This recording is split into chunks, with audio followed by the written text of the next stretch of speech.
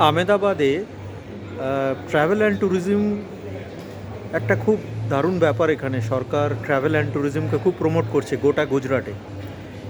তো আমাদের পশ্চিমবঙ্গ যে রাজ্য, সেই রাজ্যে পাহাড়, নদী, ঝর্ণা, জঙ্গল অনেক কিছু রয়েছে, কিন্তু খুব দুঃখের বিষয় সরকার কখনো এই পর্যটনটাকে নিয়ে খুব সিরিয়াসলি ভাবেনি। যেমন আমি একটা উদাহরণ দেই, আমাদের আমেদাবাদে খুব ভোরবেলায়, সকালবেলায় হেরিটেজ ওয়াক বলে একটা পায়ে হেঁটে ভ্রমণ ব্যবস্থা আছে। এই হেরিটেজ ওয়াকটা হলো আমেদাবাদের ভেতরে একটা পুরনো আমেদাবাদ লুকিয়ে আছে। আজ থেকে ধরুন প্রায় 700 বছর 800 বছর আগের বাড়িঘর, বিল্ডিং, জামা মসজিদ, যখন প্রথম শেয়ার মার্কেট চালু হয়েছিল বা ধীরুভাই আম্বানি যে বাড়ি থেকে ব্যবসা আরম্ভ করেছিল, এই সমস্তগুলো কিন্তু পায়ে হেঁটে দেখানো হয়। এবং বিশ্বাস করবেন না, এই হেরিটেজ ওয়াককে ঘিরে দারুণ আগ্রহ রয়েছে। পর্যটন ব্যবসায় দারুণ কন্ট্রিবিউট করছে এই হেরিটেজ ওয়াক। প্রচুর ভিড় হয়, অনেক সময় তো টিকিটও পাওয়া যায় না। আমি আজকে এই ভিডিওটা করছি তার একটাই কারণ, আমার অনেক দিনের ইচ্ছে কলকাতা ময়দান নিয়ে একটা হেরিটেজ ওয়াক করলে হয় না, যেখানে আমাদের তিন বড় ক্লাব ইস্টবেঙ্গল, মোহনবাগান, মোহামেডান, তিনটে ক্লাবেরই প্রচুর গৌরবময় অধ্যায় রয়েছে। আর এত শহরে ঘুরেছি, ভারতবর্ষের এত শহরে ঘুরেছি, কোথাও কিন্তু কলকাতা ময়দানের মতো এত সুন্দর মানে একটা গ্রিন জোন আমি কোথাও পাইনি।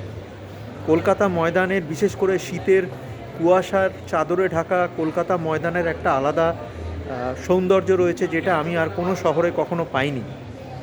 এবং এখানে এই ময়দানের ভেতর দিয়ে ট্রাম লাইন গেছে। ট্রামে চড়ে আমরা যদি কলকাতা ময়দানটা আমরা পর্যটকদের ঘোরাতে পারি, এবং কলকাতা ময়দানের যে তিন বড় ক্লাব, এই তিন বড় ক্লাবে একটা ভ্রমণ ব্যবস্থা করতে পারি, দেশ বিদেশের প্রচুর পর্যটক আসে কলকাতায়, তারা কিন্তু জানতে পারবে আমাদের এই ফুটবলটা নিয়ে, এই যে এত বছর ধরে ফুটবল চলছে এখানে, এবং ফুটবল নিয়ে যে উন্মাদনাটা, সেটা কিন্তু পর্যটন ব্যবসায় খুব কাজে আসতে পারে। এবং ইস্টবেঙ্গল, মোহনবাগান, মোহামেডান তিনটে তাঁবুতেই নিয়ে যাওয়া হতে পারে দর্শকদের।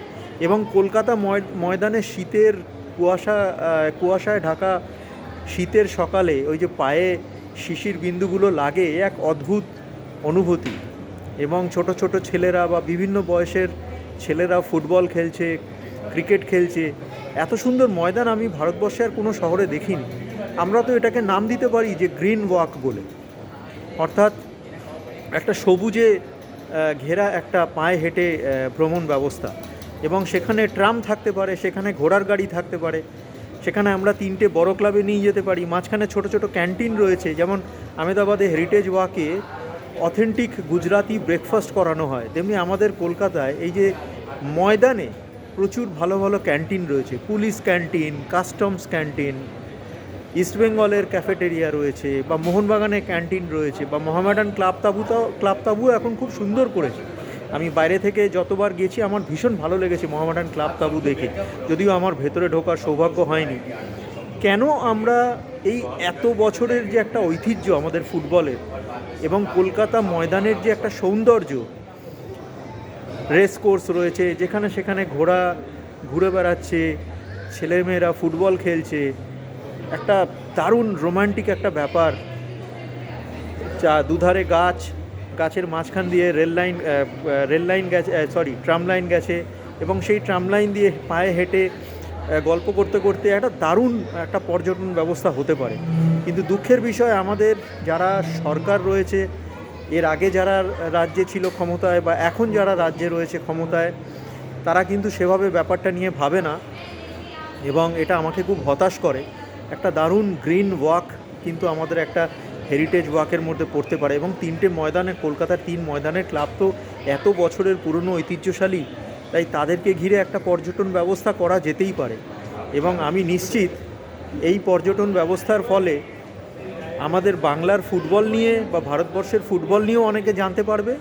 এবং বেশ কিছু আগের প্রজন্মের মানুষ যারা বিভিন্ন কারণে অভিমানে ময়দান থেকে মুখ ফিরিয়ে নিয়েছে, তারা কিন্তু আবার ময়দানমুখো হতে পারবে।